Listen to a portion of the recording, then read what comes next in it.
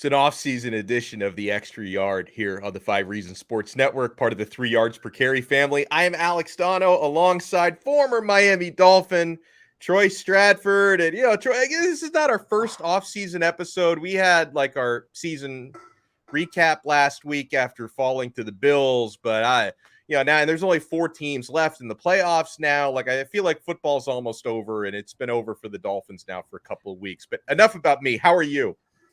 I'm great right now. Question is, how are you? Like you had a little bit of food poisoning over the last couple of days. And thankfully, I've never experienced such a thing. I've talked to a number of people who have. My question is, did you get that from eating out or take or delivering in? Like, where did you get that from? And did anyone else in your family get it? Yeah, I know the exact burrito that I got it from. And even though like my wife and I had food from the same restaurant, she had completely different order. So there was something in my burrito that wasn't in her tacos. And Troy, like, so will you order that burrito again?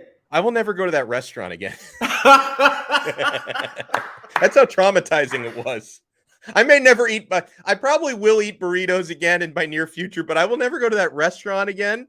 And I kid you not, like on Monday, I felt like for about it was at its peak for like 5 hours from like noon until like 5 p.m. I felt like I was on my deathbed. Like I lost like 7 pounds just from dehydration. It was awful.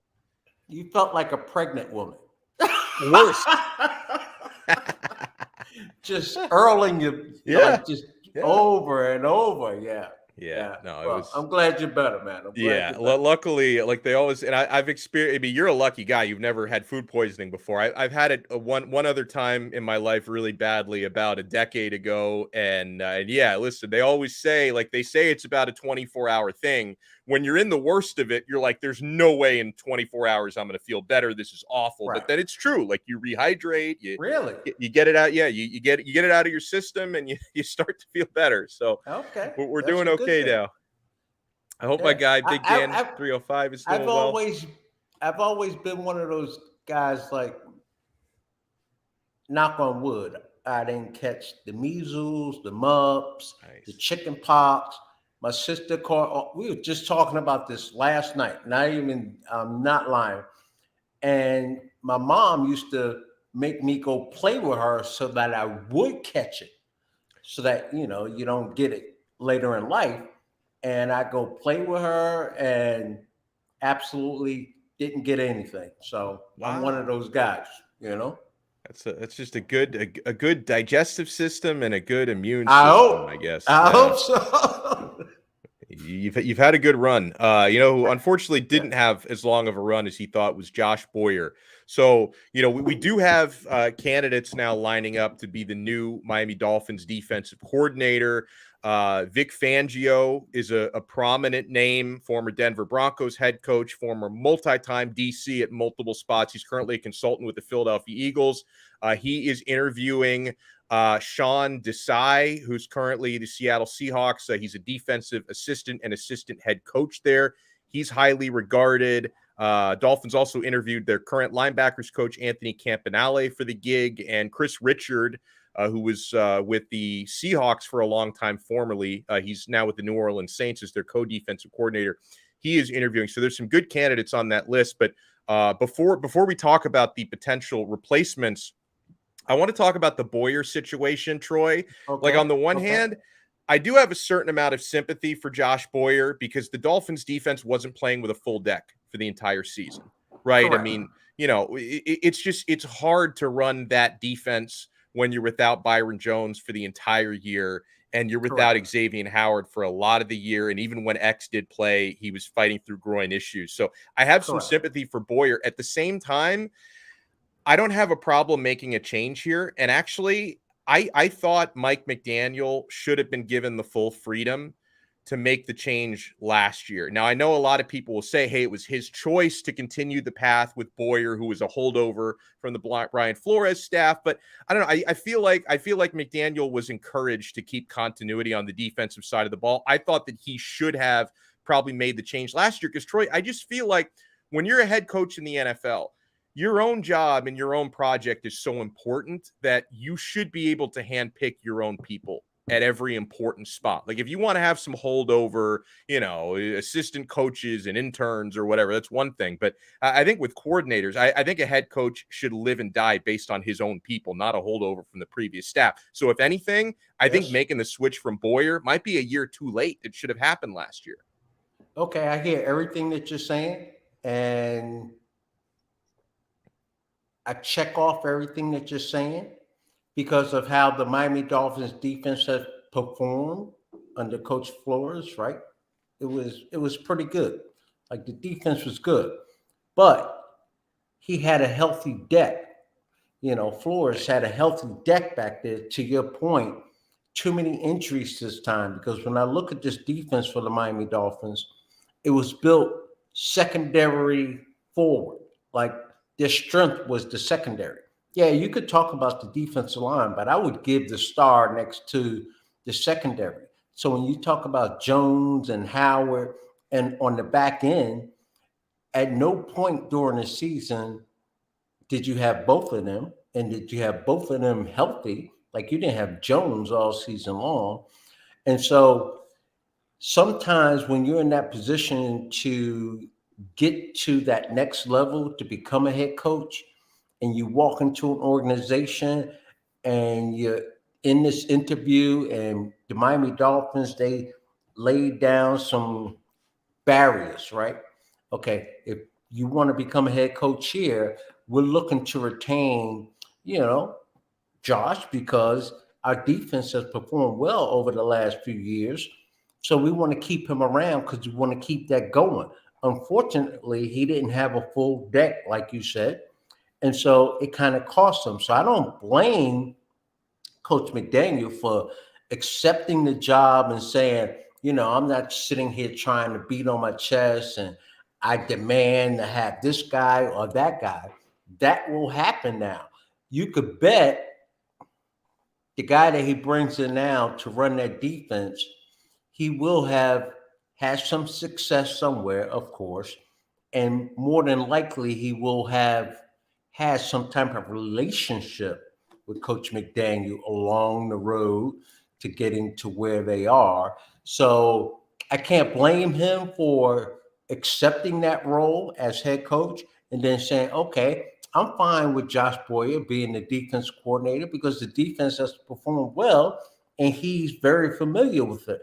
But no one can anticipate where the injuries are going to come from during a particular season. And this year hit the Miami Dolphins on the defensive back, the secondary, and then it hit the Miami Dolphins on the offensive line. So and on the D line it's too. Going to hit something. D line, but it's going to hit something, Donald. Like every year, it's going to hit a particular position. And I always, over the years, always like, wow, why is it always one position? You get one wide receiver go down, then another wide receiver go down. You get one offensive lineman go down, then another offensive lineman go down. Why is that? You get one running back go down, then another one go down. I can never figure that out. There's no rhyme and reason for that. But when you're running organization or you're the head coach of a football team, you just gotta, you gotta deal with it and you gotta make things work. I think this is a good question here from Anthony because he knows I love a good conspiracy. He says, okay, would you guys say that Josh Boyer was a scapegoat? That's why he was left on the staff just in case the Dolphins failed this season or in the playoffs. I mean, it's an entertaining thought, but I don't think so. Yeah. I think it's usually the simplest explanation is the best explanation. I think it just comes down to the Dolphins brass from Greer, I'm sure even up to the owner's office were, pretty happy with the way the defense performed because Brian Flores didn't get fired because of his defense. Brian Flores got fired because of his offense and because of the relationships he had with people in that building. But he didn't get fired because of his defense. And so I think the thought was, we're bringing in a head coach who, he doesn't have head coaching on the other side of the ball. And he's from another side of the ball. Exactly. So, and we went out and we got Tyreek Hill. Right. Yeah. So I think the thought upstairs was, let's change, we do want to add some players. Yes, but let's change as little as possible about the defensive scheme and philosophy, and let's just let this guy revolutionize our offense. And unfortunately, for a number of different reasons, not all of it's Boyer's fault. It didn't work. The defense was a problem. They gave up, I think, 2.5 to 3 points per game more this year than they did last year. So that is a regression by the defense. I'll put it to you this way. Like, you just threw out 4 or 5 names to become the defensive coordinator for the Miami Dolphins. Josh Boyer, his name will come up for other teams to become the defensive coordinator. So, trash for one team, a diamond in the rough for another team. That's just how the NFL goes. And every NFL coach, I don't care what position it is, at some point, you're going to be fired. Yeah. I don't know how they deal with it. It must be tough, but every player knows they're going to be fired. Right. Every coach knows that they're going to be fired. And it just comes down to a lot of luck is involved in that. You have to have talent, of course, but no one anticipated, okay, we thought that we were going to lose Jones in the secondary for 4 weeks. He'd be back after 4 weeks. And then we have both of our DBs. And then Xavier Howard goes down. Well, not go down, but he's dealing with a groin injury all season long. And I think it was a double groin, too. It was both sides of it. Right. And then he's a year older. So always say, like, when you look at players that are young, this is very important. When you're young, you could do whatever. I can recall my rookie year walking out to start practice, and we would go through calisthenics, right? All the stretching. And as a young guy, I'm young now. I'm looking at all of these veterans on the team. I'm scared as hell, but I'm looking at all of them, and I'm like, man, they move like they grandpas. Like they move like they are old as anything. And I'm moving around. I'm like, I'm okay. I'm like, fine. And I go, why are they moving like that? 2 years later, I'm like, oh, I get it. Now I understand that you have to become a professional. You have to maintain your body. You have to work out diligently. Not that you didn't at that age, but it's just a different animal once you put a couple years in the NFL onto your body. It's tough. So when it comes to the Miami Dolphins defense, I'm not sitting there saying Josh Boyer is a bad defensive coordinator. I'm sitting there saying that the way that defense was built, in my opinion, because whenever I talked about it before the season started, I sat there and said, man, I mean, the NFL is a passing league. They throw the ball all over the place. And what is the strength of the Miami Dolphins? They got 2 corners that could just shut you down and play man-to-man football, and that allows Hollins to roam free, help out on them, come up with the interceptions. And if you notice, I don't know, week 4 or whatever, I don't think we mentioned Hollins' name at all. Like, he just kind of disappeared because all of a sudden he has to do more than just roaming free back there and being help out in this area or help out in that area. And the Miami Dolphins just didn't recover from that injury. His injury, Jones's injury. Well, we're going to talk Xavier's injury as well. Yeah. We're going to talk in a moment about, who we'd like to see as the next defensive coordinator of the Miami Dolphins. I feel like there's already consensus in the chat of who you guys want, but I want to remind you that if you're looking for the best possible way to experience the conference championship games this weekend, you've got to get yourself some action on Prize Picks. Folks, you've been hearing us on this network and seeing us on the 5 Reasons Sports Network for years, preaching the gospel that is Prize Picks. You sign up on your mobile device. They've got a free mobile app, which is really easy, or you can do it the Troy Stradford way. You just log on your computer to the old-fashioned website, prizepicks.com, or the Prize Picks mobile app. And guys, it's incredible. It combines my love for daily fantasy and for parlays. You simply select 2, 3, 4, 5 players and you can go cross league and even cross sport, right? If you've got a European soccer player in the same selection as an NFL player or a hockey player or an NBA player, you can go cross sport with all that action. And you simply predict if they're going to go over or under their stat projections. And if you get all your predictions right, you win real money. You're winning 2 times, 5 times, 10 times, 20 times your money back if you get all your selections correct. Fully legal in the state of Florida, by the way, so you're not going to have any issues depositing, withdrawing. It's completely above board. And when you sign up at prizepicks.com, use our code 5. They're going to ask you if you have a promo code. You do, FIVE. Use our promo code 5, and they're going to double your first deposit 100%. That is what doubling means. They're going to match your first deposit 100%. They will double it up to $100. Prize Picks truly is daily fantasy made easy. So Troy, I'm just based on I'm reading the room here with how many people have already commented on the chat. Vic Fangio, who is interviewing for the job, I believe today, seems to be the most popular candidate among our viewers. Fangio is a former Denver Broncos head coach. Obviously, that was a successful enough tenure to get him fired there. But, not every great coordinator makes a great head coach. He does have head coaching experience. He's a former Bears defensive coordinator, former 49ers defensive coordinator, former Ravens linebacker coach. He's currently a defensive consultant with the Philadelphia Eagles, and he's obviously trying to get back into the coordinating game. So Fangio's got a wealth of experience. His defenses are notorious for rattling and confusing quarterbacks, disguising coverages.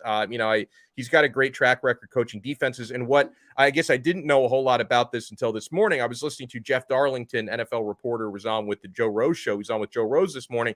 And, he pointed out that Fangio and Mike McDaniel have a great relationship, and that he has thought for a while, even before McDaniel became a head coach, he thought that at some point these guys are on a collision course. They're going to work together at some point. So maybe this is the year. And I would figure if Fangio and McDaniel have a good relationship, I would figure if Fangio wants the job here, he's going to be sought after. There are other teams that are going to look at Fangio. I feel like if he wants the job here, it's probably his. Absolutely. You can almost write that down with a Sharpie, right? Like permanent marker, because the whole thing is about relationships. Like you start your career, whether it's on the collegiate level, an assistant on an NFL team, but you build relationships. And if you're sitting here, what Jeff Darlington said, that they have this relationship going back in the past. He is the front runner. He's a former head coach. He's a defensive coordinator who has experience. I think he would be the leader in the clubhouse. However, him coming here, I still say it all comes down to the health of that defense. Yeah. Unless he's going to rebuild it another way, it still comes down to those guys in the secondary. I don't know what the Miami Dolphins are going to do with Jones in the secondary, because that's the key. Like, you got to figure it out. You got to figure now Xavier Howard is going to be a year older. And I'm sorry, I don't care how good of an athlete you are. The off season, I say this all the time, Donno, the off season is a killer. And I don't know why. It's like you played great, but then you come back, you're a year older, and now all of a sudden you that much slower with what you're doing. Oh, absolutely. I'm like, why does the offseason kill us? Yeah, that should be when you recharge. Like you recharge, you come back stronger to start the next year. And players, season is over. They take a week off. They go take a nice vacation. Some take 2 weeks off. And then they're right back in the gym. They're back out there training, 4 or 5 days a week.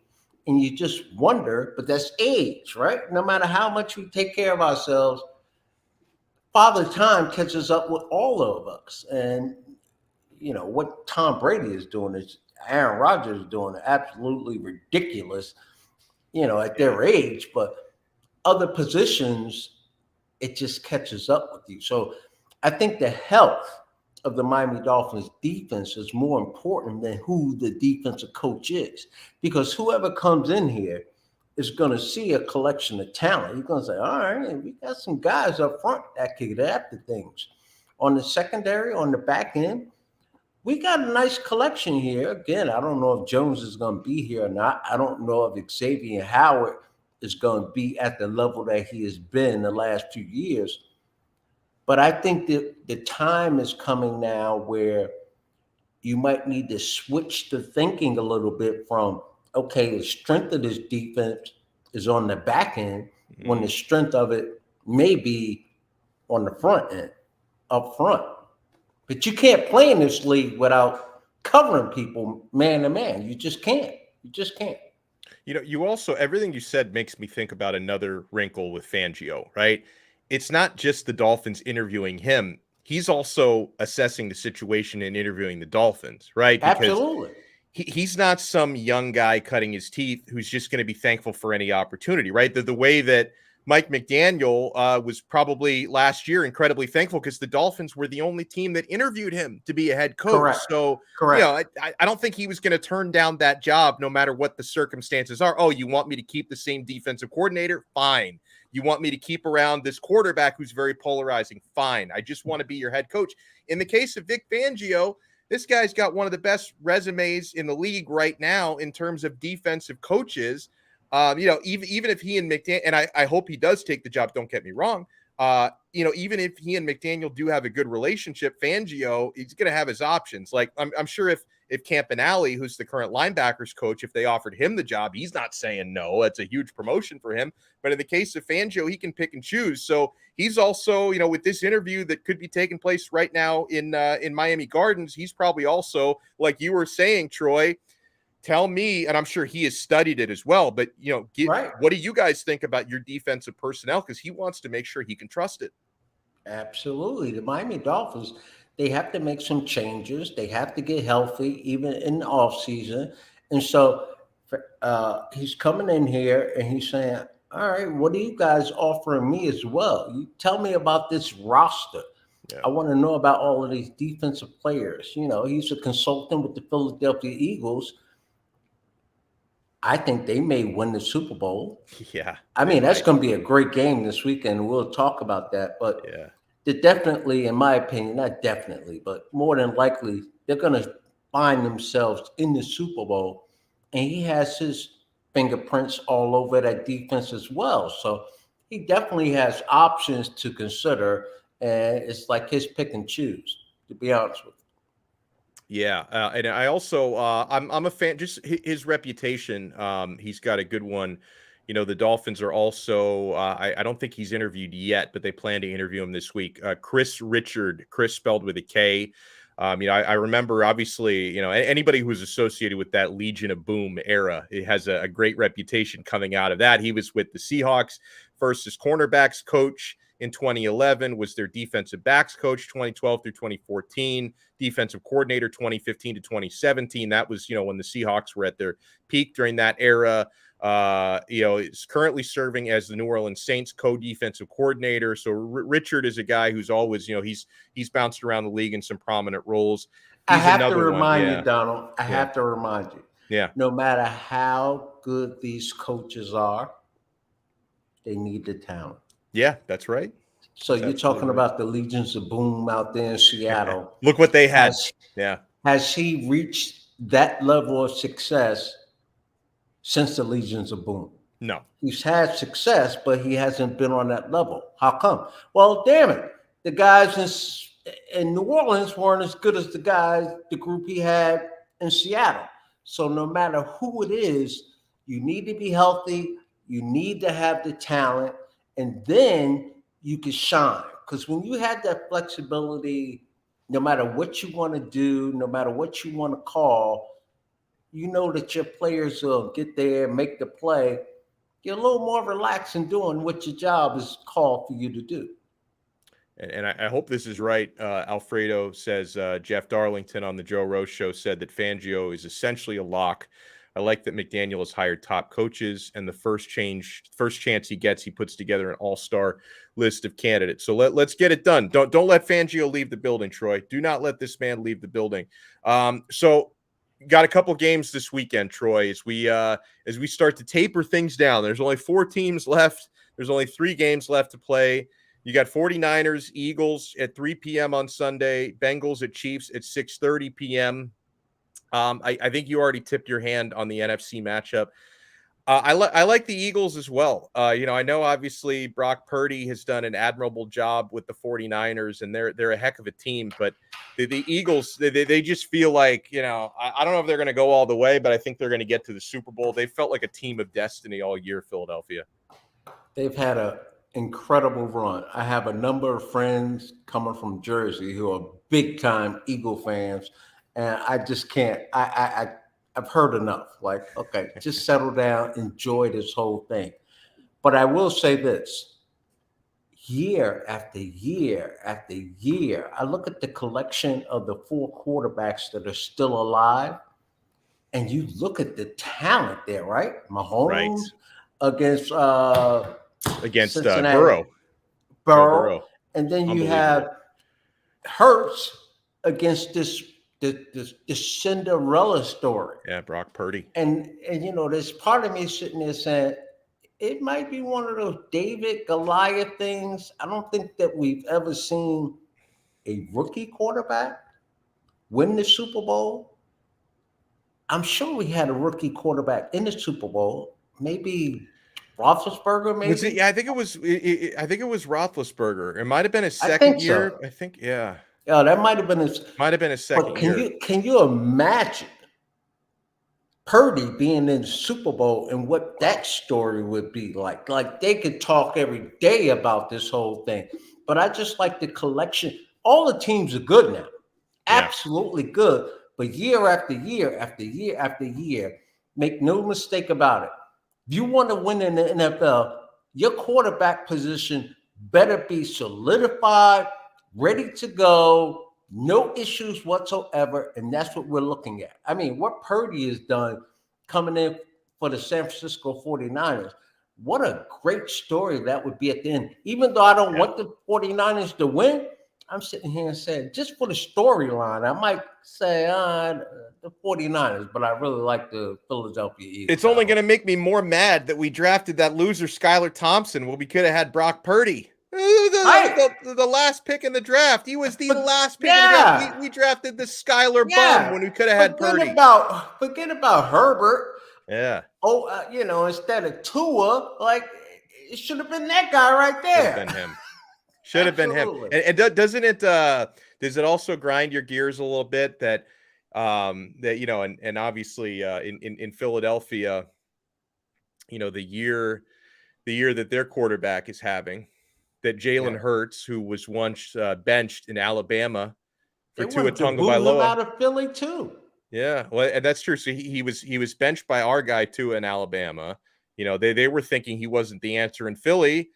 And now, he's going to have as many. He's going to have, I guess Tua's going to have more concussions than he has Super Bowl rings by the end of the year if he keeps going. It's frustrating. Hurts. I challenge people to show me another quarterback as cool, calm, and collected during a football game. Brady might be there. Aaron Rodgers might be there. Patrick Mahomes might be there, but damn, Jalen Hurts plays this game like, okay, all right, let me do what I do. And he gets the job done time and time again. So they have a lot of things working in their favor in Philadelphia. I have a really tough time picking the AFC Championship game because it's like, and I know Cincinnati has had Kansas City's number, the last 2 times that they faced off. Still, though, like the Bengals, and we saw what they just did to Buffalo.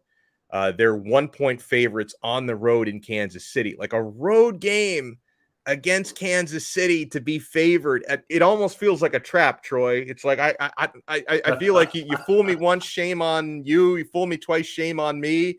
I don't think I'm going to bet on this game because it's so hard to get a pulse on this, because it wouldn't surprise me if Cincinnati wins. But at the same time, at some point, Kansas City's got to beat this Bengals team and beat Joe Burrow. And you'd figure, another home playoff game in late January, maybe they get it done this time. law of averages, right? At some point, it has to happen. And as good as Kansas City is, it's not like you're going out on a limb and say, oh, Kansas City is going to win this game. But it's something about the Cincinnati Bengals. They have Kansas City's number right now. They do. And I'm sitting here saying, who has the most pressure on them? Cincinnati? Like, it's hard to beat a team 3 times in a row. Or Kansas City. This team done smoked you 2 times in a row. Can they beat you a 3rd time? Can you beat them? So we are absolutely in for a treat this coming weekend in this football game. And Joe Burrow, the women love him. The Bengals love him. The city loves him. I love him. The men love him too. He's incredible. Chase loves him. Everybody loves this kid. He carries himself the right way. Yeah. And this is year 3, right? Yes, Super Bowl year 2. Yeah. I mean, he is on the verge of something special. So, I look at that and sit there and say, I wouldn't mind seeing Joe Burrow in the Super Bowl again. But then if he goes again, the next year, as fans, we'll be sitting there saying, oh, I don't want Cincinnati. We've seen them too much. It's like Kansas City. So many people are anti-Kansas City and Mahomes because you've seen them so much. Right. Anti-Brady because you see them so much. But if you're the best team, kudos to you. I tip my hat off to you.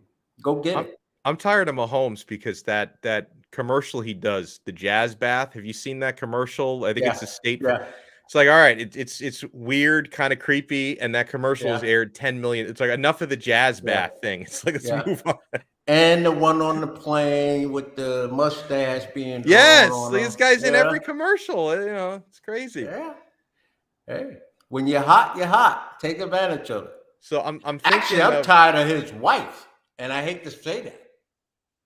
You talk about someone that craves the spotlight.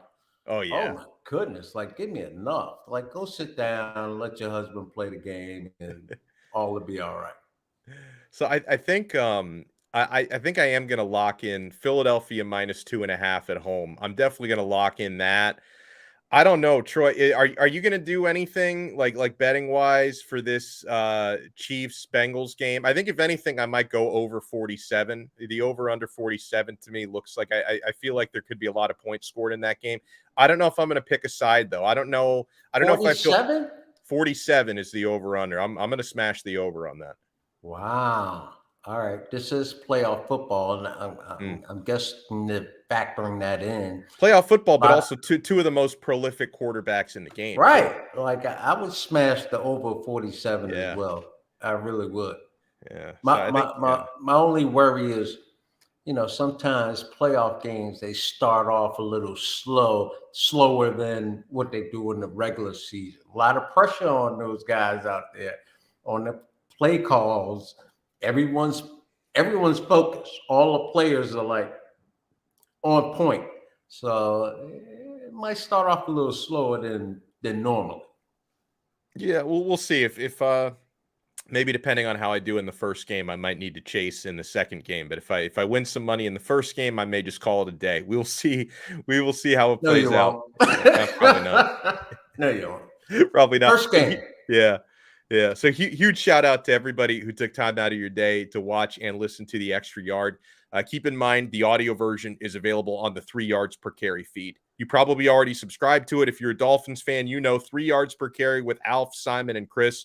That is your go-to Miami Dolphins podcast, and they are gracious enough to share their feed for the audio version of our episodes. You can always find the video version on the 5 Reasons Sports YouTube channel. For Troy Stradford and Troy, I think we're looking to put together something tomorrow as well, because we may have a couple of pretty prominent signed Dolphins jerseys to give away. So we may have to have an emergency episode tomorrow if you are free around 3:00.